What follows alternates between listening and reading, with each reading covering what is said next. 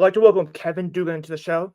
He's a real estate investor, background in biology, actually. He went from biology to business and is the co-founder, runner of Altus Investment Group after his experience with multifamily meetups.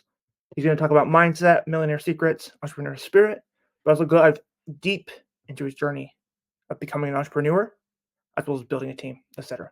But we're going to have him introduce himself, his background, and dive into the show.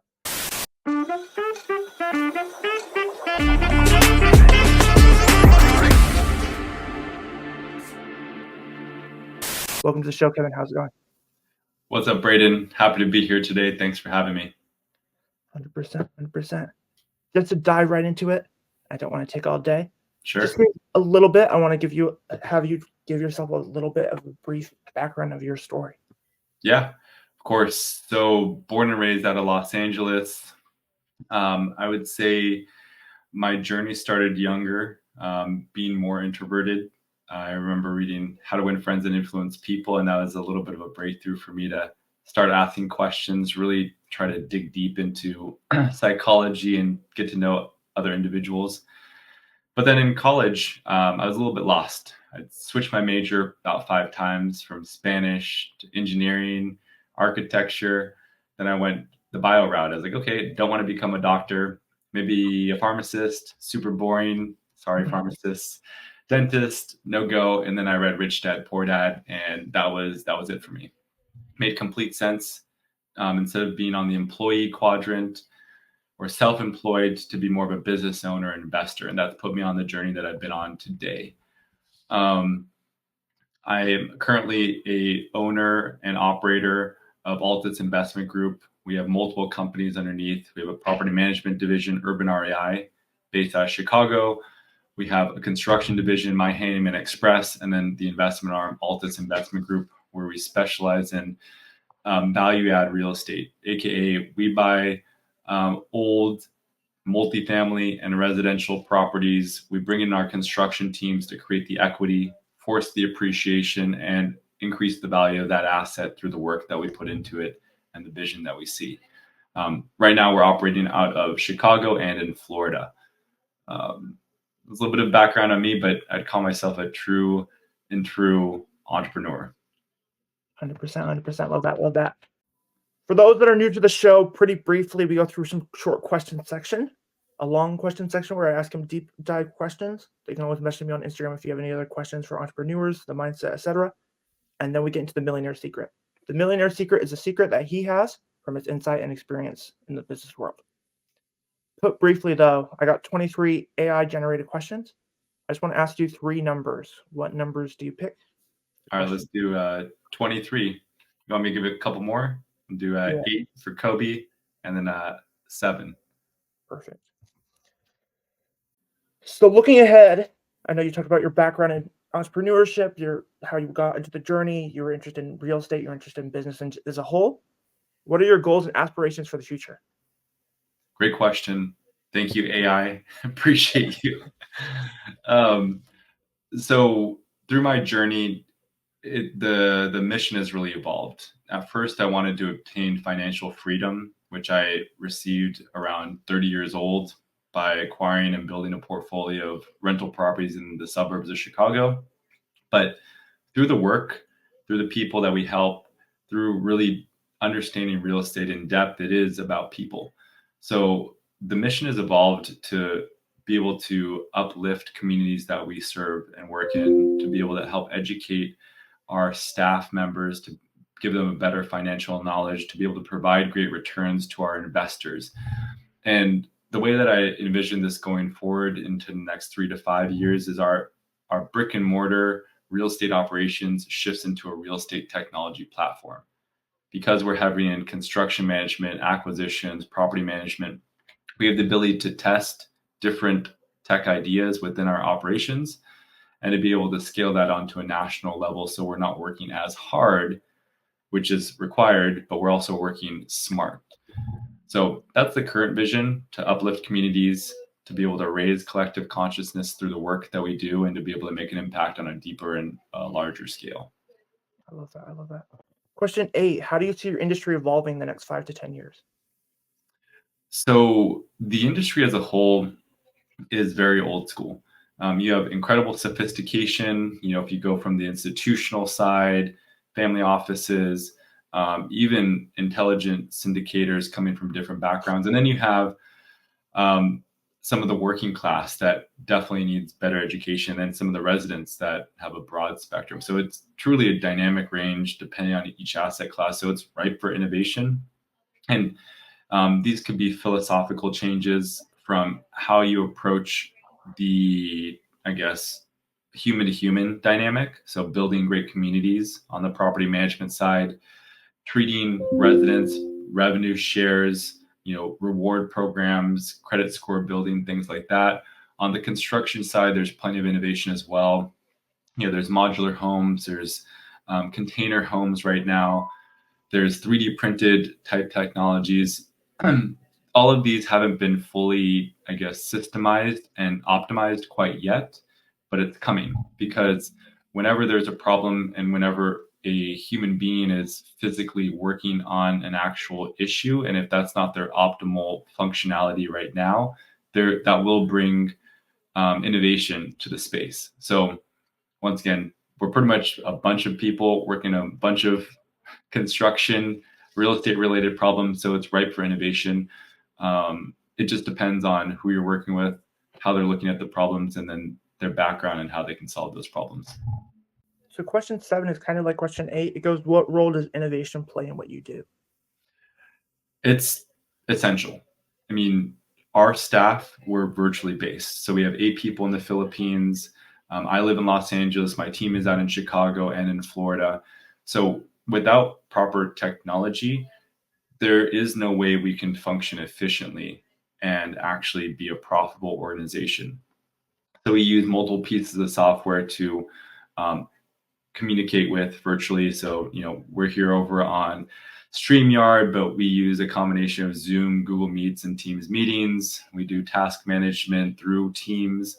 We use a lot of integration through Teams right now, which also has some backend programming to auto update progress of projects. Once again, innovation is something that you either have to, you must accept, otherwise you will not be in business in 5 to 10 years from now. 100%, 100%. I don't know if you read Simon Sinek has a book, The Infinite Mindset. Didn't catch that one. It's called The Infinite Mindset, The Infinite Game by Simon Sinek. And he talks about the whole idea of innovation. He talks about how lots of CEOs have a limited mindset of what their business can be. So when the industry changes, that they not evolve. Yeah, great point. I mean, the similar thought is, there was Blockbuster, then there was Redbox, then at some point Netflix came in and wiped out that industry altogether. And there were opportunities for the company to make pivots and shifts.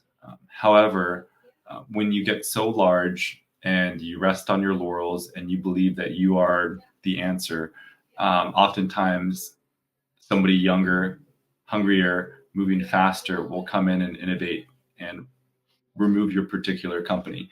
And it's not right or wrong. I mean, they've done very well for profit shares for shareholders for a long, long time. I'm sure the CEOs, executives, they made millions and tens of millions of dollars.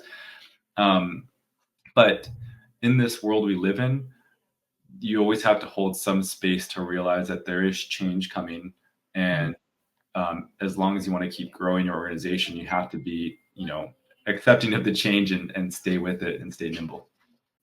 100%. Going to the long questions section, I know I had a couple questions just from the audience in general, but also me as a whole when it comes to mindset, but also just your entrepreneurial journey.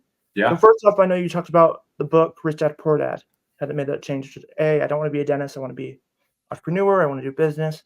What do you think the mindset shift and what was the main takeaway you got from that book?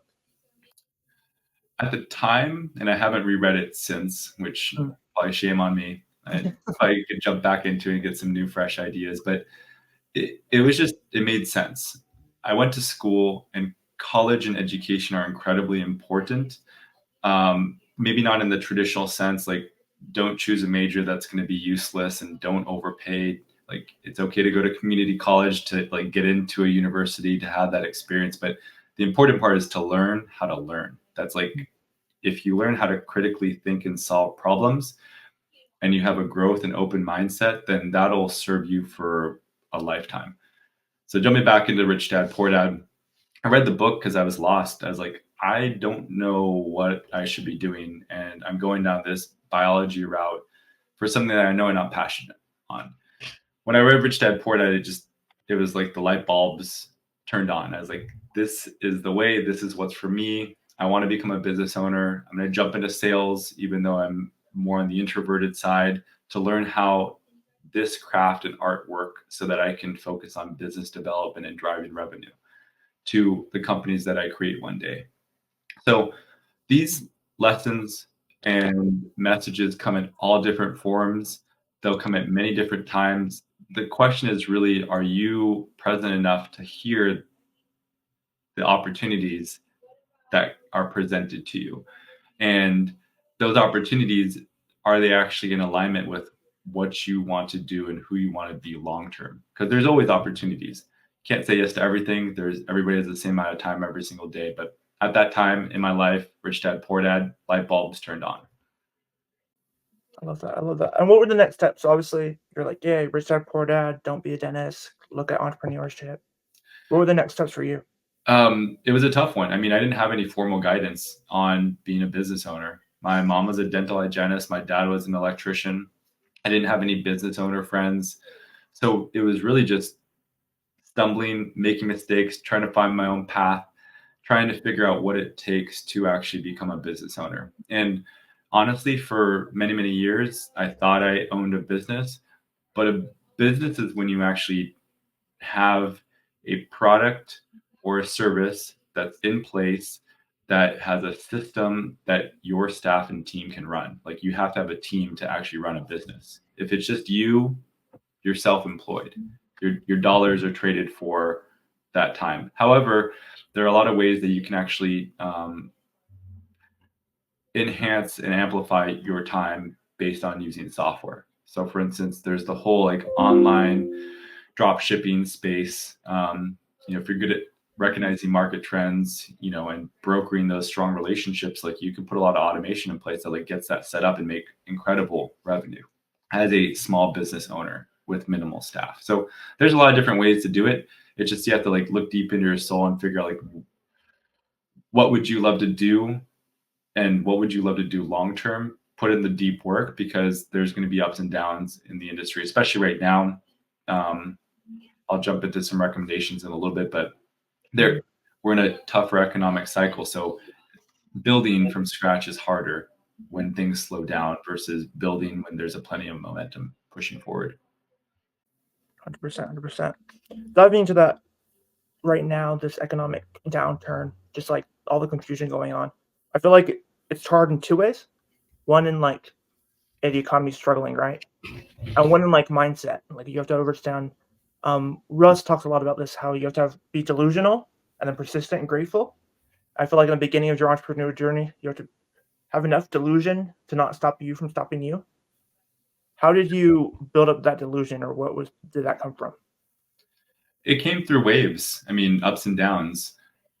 Confidence was something that I really had to tackle earlier on, and I didn't realize that it was a problem. So, I spoke in with sentences of doubt.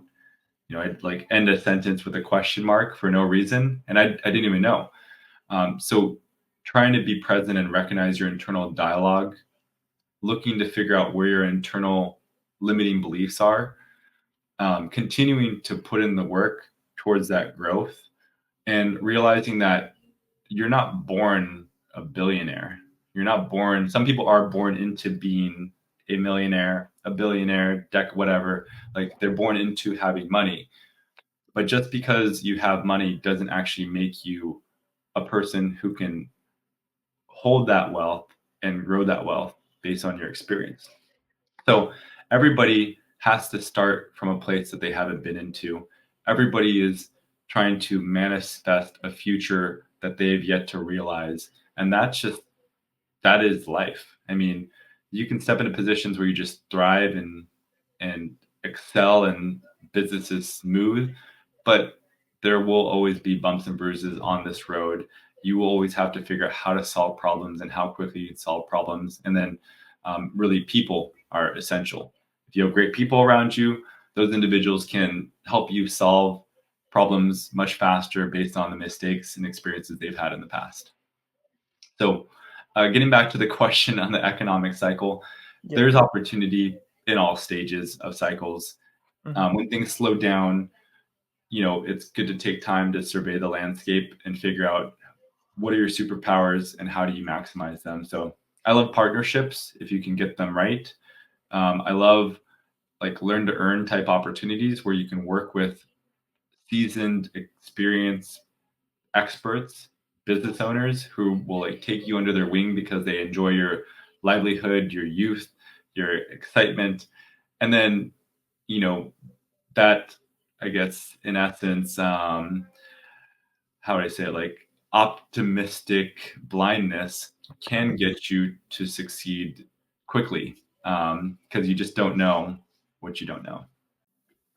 I see. And do you think that optimistic, what did you call it? Optimistic Optimistic blindness, yeah, not quite the blindness? right framing I was looking for. Do you think that was a blessing or was that a curse? Um, What it is? I think being optimistic and a realist are really important. You don't want to be like completely, neglectful of everything that's going around. But I would say being an optimist, not knowing what you don't know and just jumping into things without fear, that's definitely a benefit because through challenges, I don't want to say pains and suffering, but through challenges, you will grow from it. And those challenges that you experienced at a certain phase in your life will be easier when you look back on. You're like, oh, that was really easy. Like I do that in my sleep. And then when you jump into the next phase, like I did all of that in my sleep, plus an entire team and more. Like that's a cakewalk. So it's really just like compounding skills over time and then addressing and building up skills that you love to do the most. I see. What tips do you have for overthinkers? I feel like overthinkers sometimes persuade themselves not to do something that they know they need to do, or they worry and persuade themselves out of something. Yeah. Um, I would say action, like very simply just take action and realize that you're not a robot, you're not a computer, you're never going to be smarter than a computer. So just take action and just do it. Like make the mistake, go through iterations, get the reps done and be okay with failing. But then analyze why you failed if you did or analyze why you succeeded and how you can replicate that. So right now we're pushing more towards marketing right now, something that I haven't done before in the past. It's something that's hurt our growth over the years because we didn't showcase everything that we've been building over the last decade. And one of the coaches is like, hey, like 80% done is better than perfect. So you either deliver or you're dead. Like in marketing, just get shit out. Like do it. Like don't pause, don't analyze. However, taking a step back, with a side of caution, um, if you have expert guidance, like somebody you trust who can give you good advice, get a second opinion. For instance, like when you buy a real estate asset, I wouldn't say just like analyze one deal and just buy it. Like don't go off your gut from there. Like that's something when you buy a physical asset in real estate, you want to make sure you've at least put in the reps that it's a good decision and you get some secondary checks on that. Yeah. When it comes to real estate, obviously in the industry, what tips do you have for real estate? Maybe like getting into it or tips in general? Yeah, best New. ways to like utilize the experience and reputation of others. And what I mean by that is like know thyself, know your strengths. So if you're hyper analytical and you love to just jump into the Excel sheets, like see how you can help deal analyze for an experienced real estate operator investor. Or like let's just say you love to be social, you want to go out and network, you want to raise money, like that's an incredibly valuable skill. Like know thyself. Like, hey, I want to help raise money for you. I got this really awesome network that I'm tied into.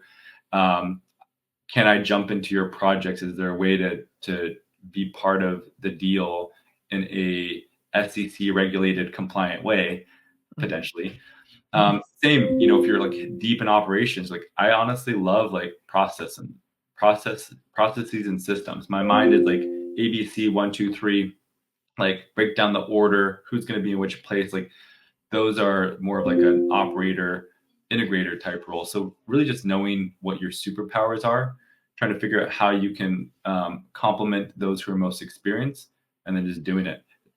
But also like, okay, if you have that niche to just start your own thing, the best way is just to start it and like get those reps in, and then try to learn from others so you don't have to like learn all the mistakes yourself. 100%, 100%. What we always talk about in the insurance industry, which is a little bit about my background, is we always talk about system as save yourself time, energy, and money. And in order to build a team, you need to have a system. And Yep. I know you said you were going to build a team. You're going through the team mindset. What's something you learned when it comes to team building that you didn't know beforehand, or what's your team building experience been like so far? Yeah. So building a team, it starts off with finding like key hires. Mm. Like you want a couple key hires that really fit the culture and understand the vision that you're trying to integrate in the long term. And those key people, like A players, will attract more A players. C players will attract more C and D players, because across the board, a C player is going to slow down everything. They're going to feel like they're just a bottleneck. They're dragging their feet. So that sometimes it just takes time. And you have a dynamic range in that. Like if you're in like the high tech space, if you go into like all the Stanford, MIT, Princeton grad crew, like if that's the circle that you run in, like it can be easier and easier. But if you're starting more of a service company, like let's just say you wanted to start like an electrical company and you're in the trades, the the mindset, you would need like a great general to be able to manage the staff, continue to hire great individuals, but also like consistently stay regiment on the training with those individuals. So one shoe doesn't fit all, but that being said, generally businesses run with a similar framework. And a couple frameworks that are out there, there's like the traction system by Gino Wickman. That's a really good framework. There's also like an empire-based system. So I think Gino Wickman is like EOS, entrepreneur organizational system. Empire is another one by a gentleman, totally forgetting his name right now. Shame on me. But those are systems where like, hey, like it's a blueprint for how do you set up a company. So hiring is probably one of the most important skills that somebody in your organization must have, because you need to attract the right talent who can continue to like carry on the vision that you have as it, if you're that visionary of the company. 100%, 100%. I know earlier you said you had some tips for economic recessions in general. Yeah. So, I mean, during contractions, there are a lot of opportunities that open up. And most of the time it's because the momentum's carrying down. And then on top of it, there's opportunities that just like distress, like liquidate, liquidate, liquidate. And this can be across the board. So, I mean, one pointer I'd probably recommend that everybody, if you're a striving entrepreneur, listen to like Cody Sanchez's stuff. She's a rock star. She's really big on buying businesses that are already established. So pretty much taking the torch from an already older business owner whose family is probably burned out, like, yo, like you didn't spend any time with us over the last 3 decades. We don't want anything to do with your business. Like they still have a legacy. Like that was their baby in a sense. And they'd be willing to like work with somebody who's like young, excited, passionate about carrying the torch forward on their business. So business acquisitions, critical. I mean, on the real estate side, there are a lot of different real estate verticals. I'm in the multifamily and residential space with construction and property management that back it. But there's also mobile home parks because they're an affordable asset class. So, we have this wealth gap going on in the world. People need affordable housing, mobile home parks, RV parks, like are a solution for that. There's also storage container asset class. because as people move out, downsize, they put stuff in storage containers and they just keep paying. Office space, don't touch that thing anytime soon because that needs to go through a whole reinvention. Retail is going through a renaissance. Multifamily, depends from market to market, but is also a great potential opportunity. So in a recession, it's about staying patient. It's about trying to make as much money as you can. And then it's about looking for opportunities when just a complete deal and gem hit the desk. And the way we do that in our business is we get off-market deal sources, and then we also put construction labor into it to create equity. So that's our niche in essence. Like, hey, is it already discounted relative to value from the construction? And then did the market push it down even further? So are we getting like a 50% discount plus on this deal? And then from there, we'll bring up the value 25 to 30% from our construction side. So yeah, in this environment, I would say like you got to stay scrappy. You got to keep your eyes open to opportunities. You got to be patient and realize that in every recession is different. The 2008 crash, the pandemic crash with unemployment, like each have a different cadence to it and impact different sectors. So 2008 was like all residential. Like residential houses completely collapsed, banks collapsed, stock market collapsed.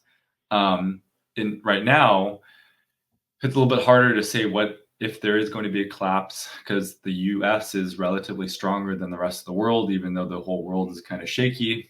There's a lot of consumer debt that is hitting a wall right now, potentially. And if consumer debt pulls back, then all of a sudden that's like a major component of revenue for the actual economy. Then businesses have to pull back. If businesses pull back, then unemployment goes up.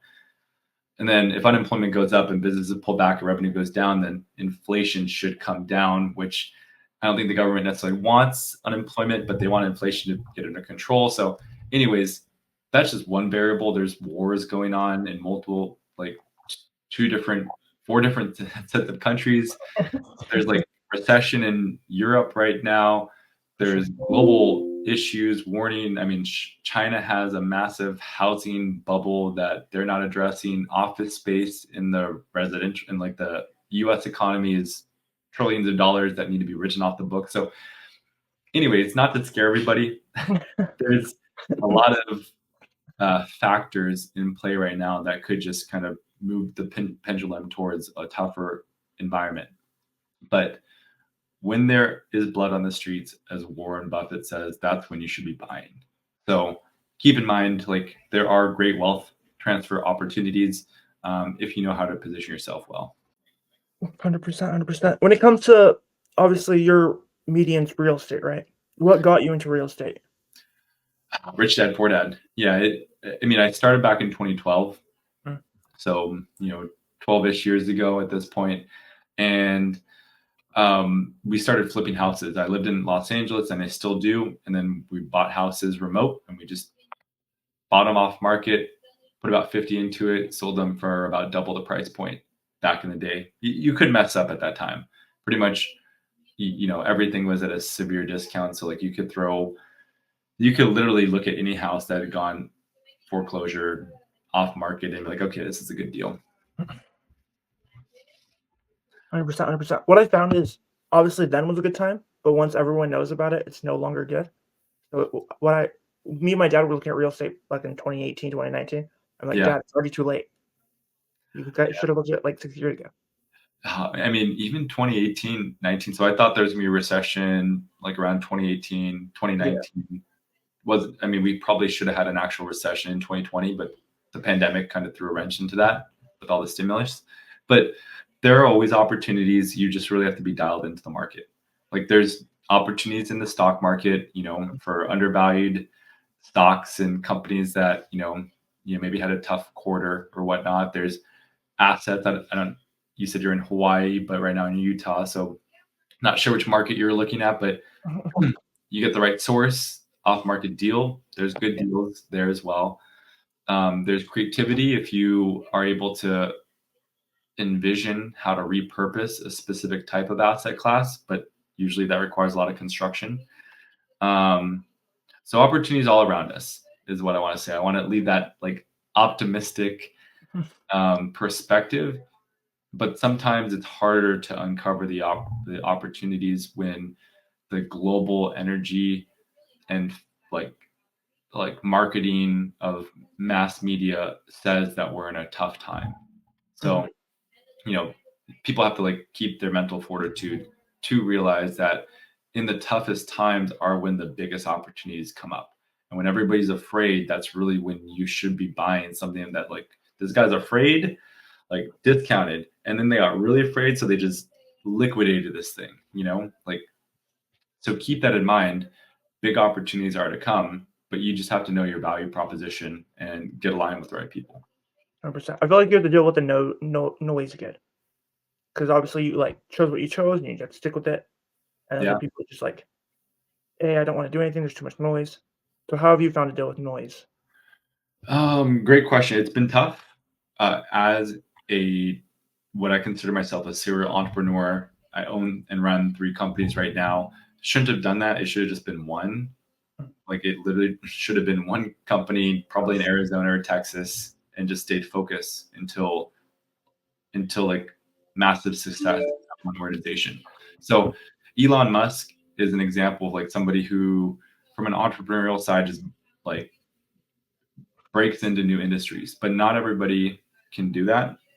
Most people, they build one company, they work on it for 5, 10 years, 15 years. They've made their millions, tens of millions, and then they've placed a CEO in place. They have the whole org chart dialed in, and then they can step in and acquire or add a new business vertical and shift their mind share towards it. So something that all future and wanting entrepreneurs should embrace is like staying focused. As long as you love what you're doing, like as long as you see that industry growing, as long as your market is growing, like because momentum is really critical. You don't want to be focused on something where it's like, okay, it's a contracting industry in a really small sub market in a like you don't want to sell ice up in like Canada or Antarctica type deal. So from that standpoint, like staying focused, but also being aware that you may have to be nimble to adapt and shift strategy if the market says so. 100%, 100%. Just wrapping it up, I want you to just any other thoughts that are on your mind, or just say where people can find you. Yeah.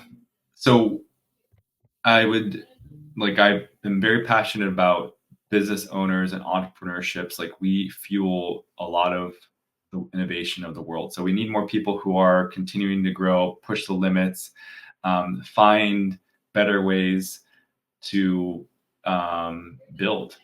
And it's not the easiest journey. Remember that you can find communities that can help educate you and lift you up in that journey. You're not alone, because sometimes as you're building, you will feel like there is nobody else who can relate to you. But know that there's a lot of business owners and entrepreneurs out there. So getting dialed into those communities is super helpful. And then on top of that, I mean, it's an incredibly rewarding, I guess, sector to choose because it's a form of creativity.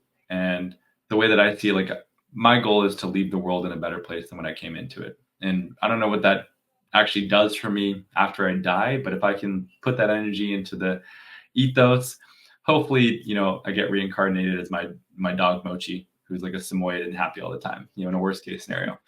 So yeah, you just got to enjoy the journey and realize like, hey, put in the work and the work will pay off. Don't give up. There'll be bumps and bruises, but it's incredibly, incredibly rewarding.